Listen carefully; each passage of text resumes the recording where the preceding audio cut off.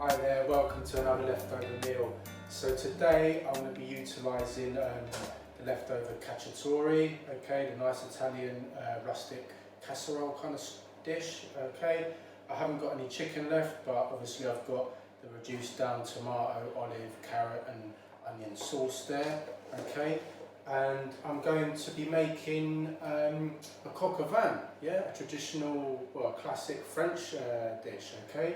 It just made sense because obviously it doesn't have tomatoes in there, but it has carrots and onion as well, and thyme, which is also in there. So, and obviously that was originally cooked with, flavoured with bacon, wasn't it, as well, like from the previous meal, the beef bourguignon, yeah. I'm going to combine it with a bit more thyme. I've got some nice, really nice fennel salami.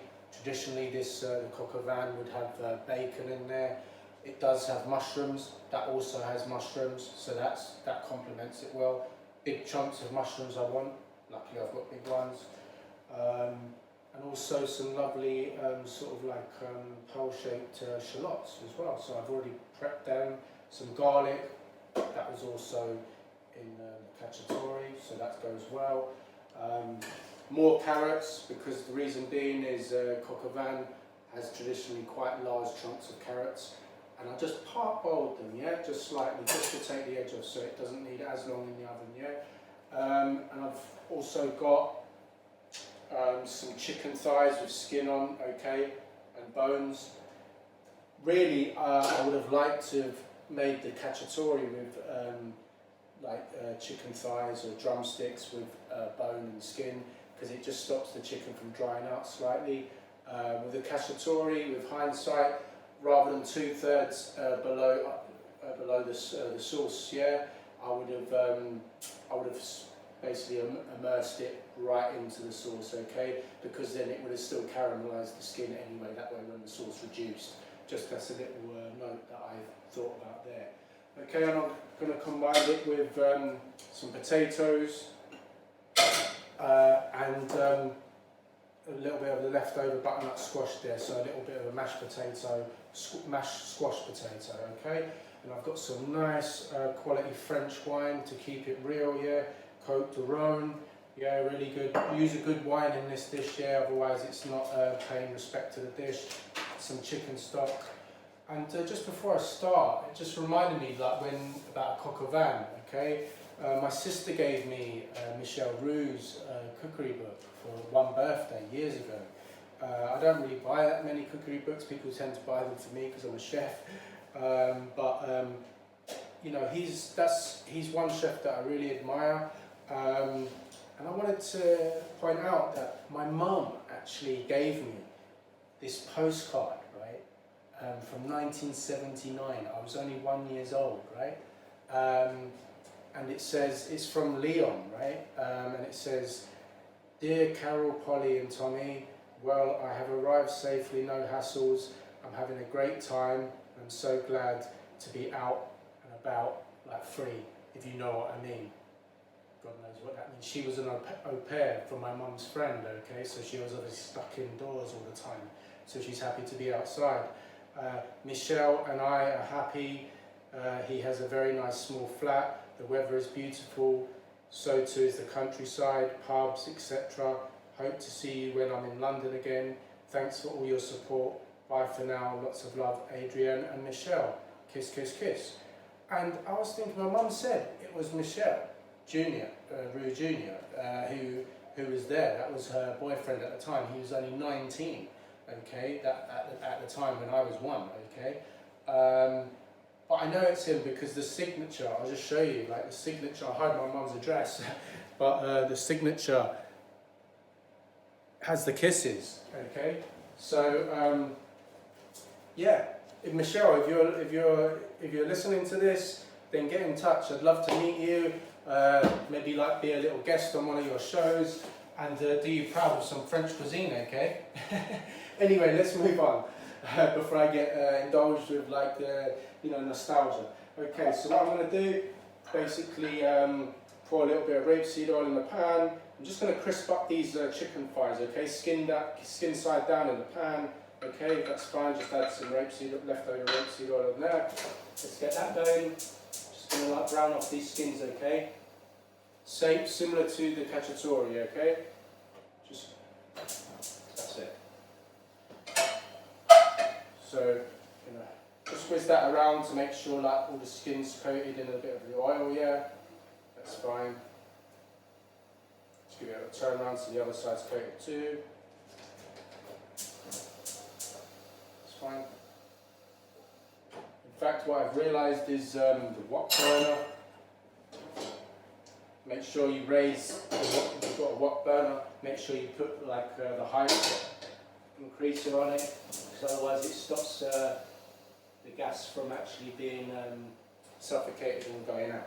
Okay, there we go. A little schoolboy error there. That's fine. We all make them time to time. So that's fine. I'm just going to brown that off. Okay, and then what I'm going to do, just a tiny bit of rapeseed oil there in the pan. Fry off these shallots. This one. This is a very quick meal, guys, but bags of flavour. When I say quick, I mean quick prep time. The actual cooking time in the oven is at least an hour, yeah? Because you want all these shallots to go soft, that chicken to be falling off the bone, all the wine and the chicken stock to be reduced, get the depth of flavour there, do you know what I mean? Got to do Michelle Roux some making proud of me, okay? No pressure. That's fine. The kettle's boiled. Just blanch these potatoes or boil them up. Yeah. Whack that up. That's great. Put the lid on. Okay, that's already cooked. The butternut squash there. So I want to basically prep that in a minute. Well, and what obviously I'm going to use utilising that, so that's cooked as well. But what I will do is cook the salami in the shallots. With the shallots, release some of that nice flavour there. It's got obviously fennel in it. It's really good quality salami. This. It's nice. It's fresh, very fresh. It's almost so fresh it hasn't had time to dry out, yeah? From the deli, yeah?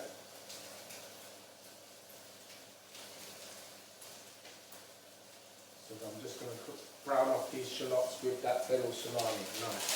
Very nice indeed. Then, wash your hands.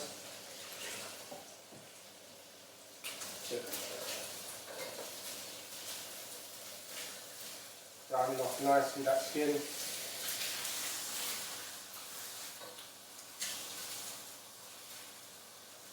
See, fine. Wash my hands so I just touch the chicken a little bit. Fine, that is good. What I might actually do, I'm going to swap the pans round, yeah? Because the chicken skin doesn't need as high a heat, I don't think, to just brown off those skins. And the shallots will to actually cook down a little bit, yeah, soften up a bit. And for this, just balancing it out, yeah.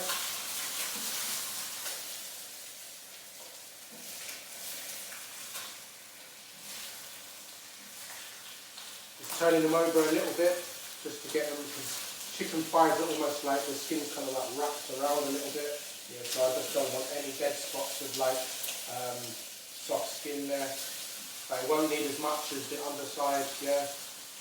Just a little couple of seconds, yeah, just to hit it on the pan.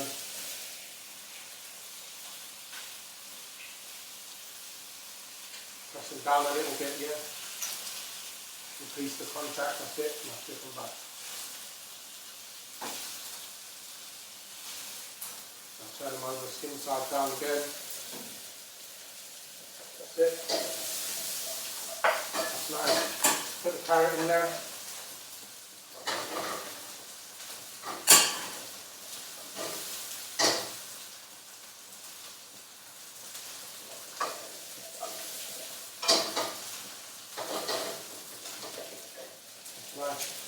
turn that down a little bit. This pan, obviously the enamel pan, kind of like retain quite a lot of heat there.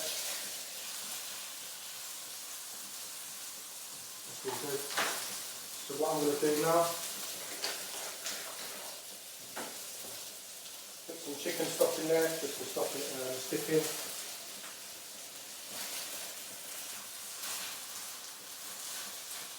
Put the skin. Almost there.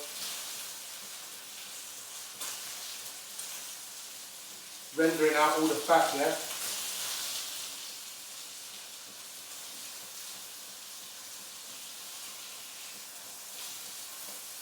I've got to turn that off now.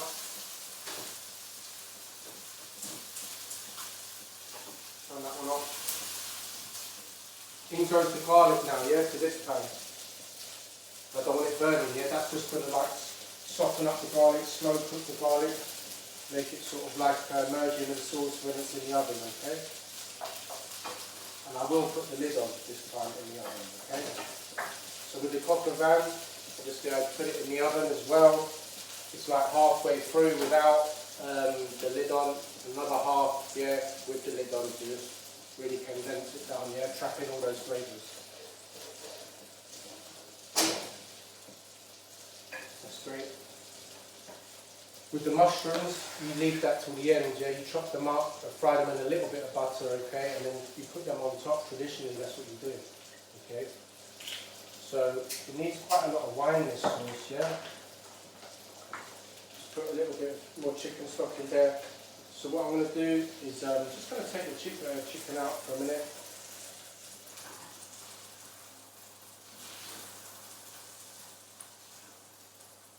Okay. I want to leave all that nice sticky sort of like brown sort of stuff in there, yeah? I'm going to leave that in there. And now what I'm going to do, I'm going to transfer this to this pan. This will be the pan, this pan will be there, go in the oven. That was just to separate it, to save a bit of time, yeah? Now I'm going to plug like a nice bit of wine in there. Nice bit of wine. Good bit of chicken stock. All of that chicken stock goes in. Yeah? And now, what I'm going to do,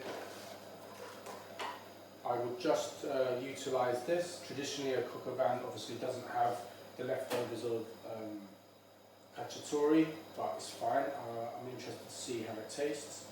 I reckon it'll be fine by the time it's all cooked down. And there's not that much there. Yeah, I had some for lunch and stuff like that, so I'm glad because I didn't want it to dominate this dish, yeah.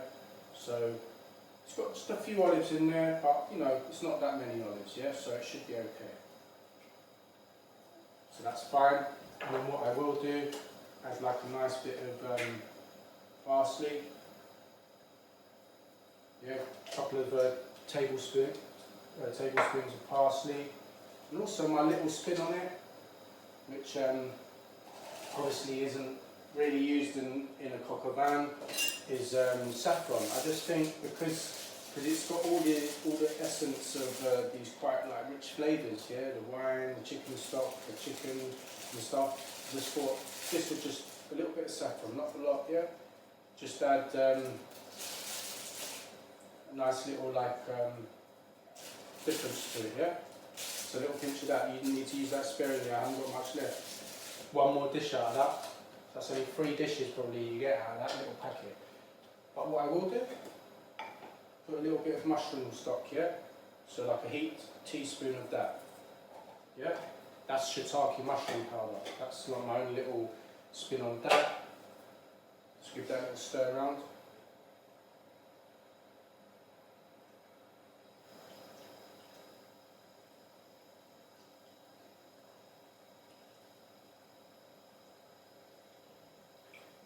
Okay, and then I'm going to put like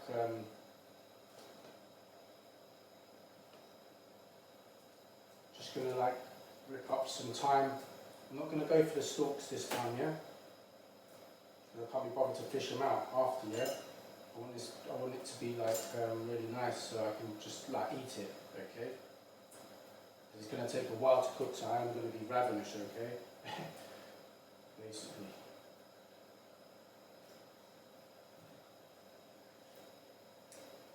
So try and put like a nice bit of thyme in there.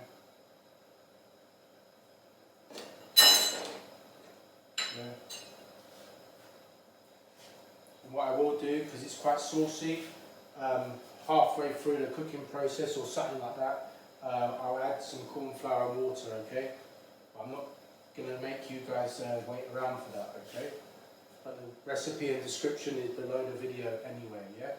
So you're never going to miss anything, even if I do miss out something and or I forget to tell you something, yeah? You've got the recap below, yeah, in writing. That's all good. Sit, a nice bit of thyme in there, yeah? Those potatoes are looking good. Let's just check on the potatoes. Yeah, those potatoes are done. So that's fine. So what I would do, I'm just going to put these bits of chicken, like basically put them in there. Yeah. And immerse them in the stock. Yeah. Nice. Your hands a little wash. And there you have it. That is a coq au vin. Yeah? Halfway through, yeah? Because I'm going to add the mushrooms still, yeah, to it. So, okay, get the lid.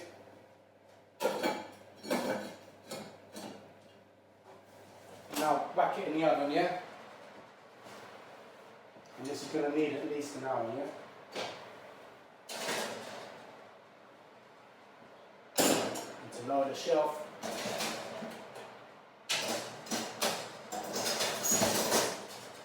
That's it. Good. So in the oven, that's marked 200, and I'm going to check that after 35 minutes, yeah? And see how it goes. Add some corn flour, and then I'm going to, I don't need to show you this, all I'm going to do, yeah, with these mushrooms is literally cut them quite chunky, like so. So a big mushroom, well, I would say like that. So a bit like that, cut that in half, yeah? So that's like quite nice and chunky mushrooms, yeah? Like that, yeah? And then I'm just going to fry that in a tiny bit of butter, yeah? And then sprinkle them on top once I'm ready to serve. And then the mashed potato, this is very simple as well. Just going to strain these. So the boiled potatoes go in there. Yeah. And then I've got, it's getting very steamy in here. I'm going to open this door a little bit. That's it. Whew. Very steamy. I don't want to put the extractor on because it obviously affects the sound of the video. Pray the smoke alarm don't go off again.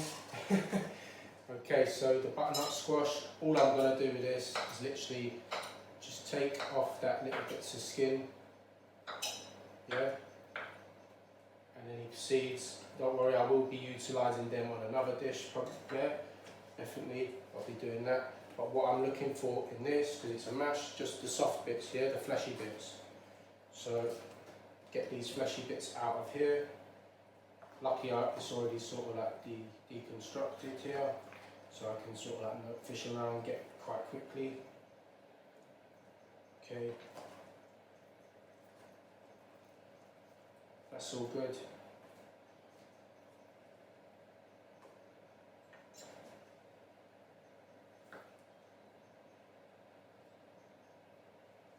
Okay, that's fine. And I'll utilise that bit, the last bits of that butternut squash another day, okay? Probably tomorrow. I have to think about what to do with that. And all I'm going to do is mash that up, okay, with maybe a bit of milk. Let's see if I've got, so a bit of milk, put a bit of milk in there, and all I've got is, do I have any creme fraiche? Yeah, I do. I have some creme fraiche, which is good. Yeah. And then what I probably would do, utilise the leftover bits of chive. So this is very quick, this is the last bit, and then I'll let you guys get back to what you're doing. Yeah. So a dollop of creme fraiche. Yeah. Like so, tiny splash of milk, not a lot. Yeah. Just a tiny splash, like drizzle of milk. Yeah.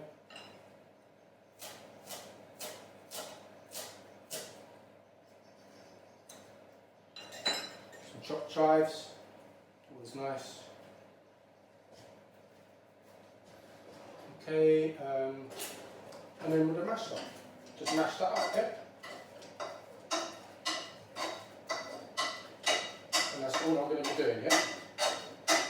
I'm going to reheat that once that is, once I'm ready to serve, yeah, really. So that's literally, I'm going to carry on mashing that. So, and that's about everything, guys. So I hope you enjoyed the video, and I'll see you next time, okay? And I'll show you a picture once it's plated up.